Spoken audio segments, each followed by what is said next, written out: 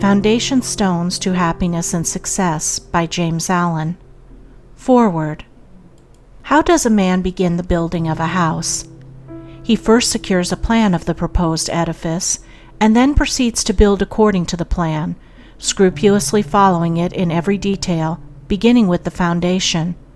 Should he neglect the beginning on a mathematical plan, his labor would be wasted, and his building, should it reach completion without tumbling to pieces, would be insecure and worthless. The same law holds good in any important work.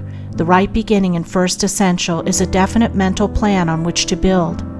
Nature will have no slipshod work, no slovenliness, and she annihilates confusion, or rather, confusion is in itself annihilated. Order, definiteness, purpose eternally prevail, and he who in his operations ignores these mathematical elements at once deprives himself of sustainability, completeness, happiness, and success. Chapter 1. Right Principles. It is wise to know what comes first and what to do first.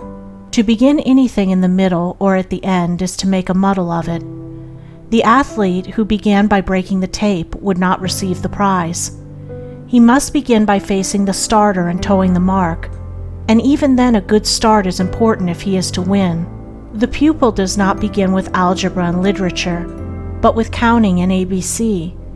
So in life, the businessmen who begin at the bottom achieve the more enduring success, and the religious men who reach the highest heights of spiritual knowledge and wisdom are they who have stooped to serve a patient apprenticeship to the humbler tasks, and have not scorned the common experiences of humanity or overlooked the lessons to be learned from them.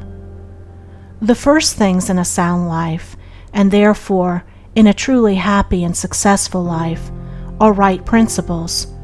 Without right principles to begin with, there will be wrong practices to follow with, and a bungled and wretched life to end with. All the infinite variety of calculations which tabulate the commerce and science of the world come out of 10 figures. All the hundreds of thousands of books which constitute the literature of the world and perpetuate its thought and genius are built up from the 26 letters. The greatest astronomer cannot ignore the 10 simple figures. The profoundest man of genius cannot dispense with the 26 simple characters. The fundamentals of all things are few and simple, yet without them there is no knowledge and no achievement.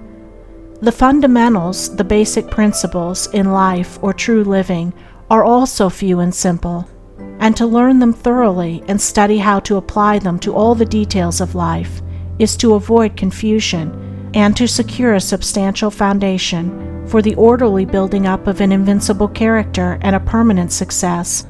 And to succeed in comprehending those principles in their innumerable ramifications in the labyrinth of conduct is to become a master of life. The first principles in life are principles of conduct. To name them is easy. As mere words, they are on all men's lips. But as fixed sources of action, admitting of no compromise, few have learned them. In this short talk I will deal with 5 only of these principles. These 5 are amongst the simplest of the root principles of life, but they are also those that come nearest to the everyday life, for they touch the artisan, the businessman, the householder, the citizen at every point. No one of them can be dispensed with but at severe cost, and he who perfects himself in their application will rise superior to many of the troubles and failures of life, and will come into these springs and currents of thought which flow harmoniously toward the regions of enduring success. The first of these principles is duty. A much hackneyed word, I know, but it contains a rare jewel for him who will seek it by assiduous application. The principle of duty means strict adherence to one's own business, and just as strict non-interference in the business of others.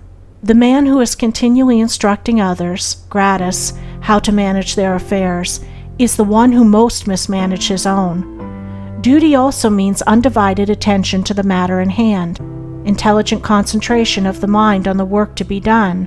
It includes all that is meant by thoroughness, exactness, and efficiency.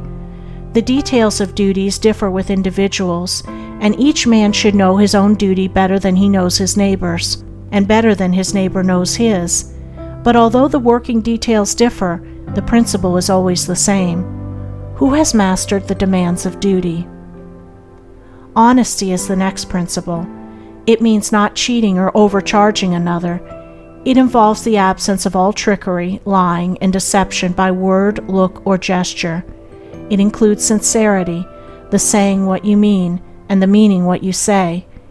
It scorns cringing policy and shining compliment. It builds up good reputations, and good reputations build up good businesses, and bright joy accompanies well-earned success. Who has scaled the heights of honesty? Economy is the third principle. The conservation of one's financial resources is merely the vestibule leading towards the more spacious chambers of true economy. It means, as well, the husbanding of one's physical vitality and mental resources. It demands the conservation of energy by the avoidance of enervating self-indulgences and sensual habits. It holds for its followers strength, endurance, vigilance, and the capacity to achieve. It bestows great power on him who learns it well. Who has realized the supreme strength of economy? Liberality follows economy. It is not opposed to it.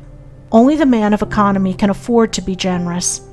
The spendthrift, whether in money, vitality, or mental energy, wasted so much on his own miserable pleasures as to have none left to bestow upon others.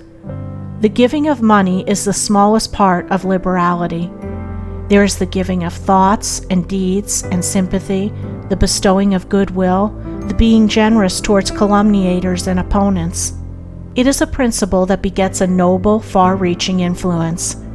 It brings loving friends and staunch comrades, and is the foe of loneliness and despair. Who has measured the breadth of liberality? Self-control is the last of these 5 principles, yet the most important.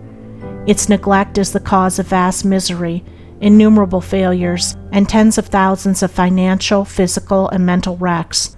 Show me the businessman who loses his temper with a customer over some trivial matter, and I will show you a man who, by that condition of mind, is doomed to failure.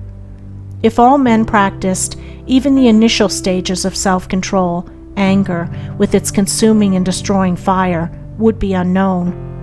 The lessons of patience, purity, gentleness, kindness, and steadfastness, which are contained in the principle of self-control, are slowly learned by men, yet until they are truly learned, a man's character and success are uncertain and insecure.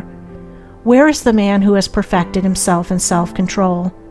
Where he may be, he is a master indeed. The 5 principles are 5 practices, 5 avenues to achievement, and 5 sources of knowledge. It is an old saying and a good rule that practice makes perfect, and he who would make his own wisdom, which is inherent in those principles, must not merely have them on his lips, they must be established in his heart. To know them and receive what they alone can bring, he must do them, and give them out in his actions. End of chapter 1.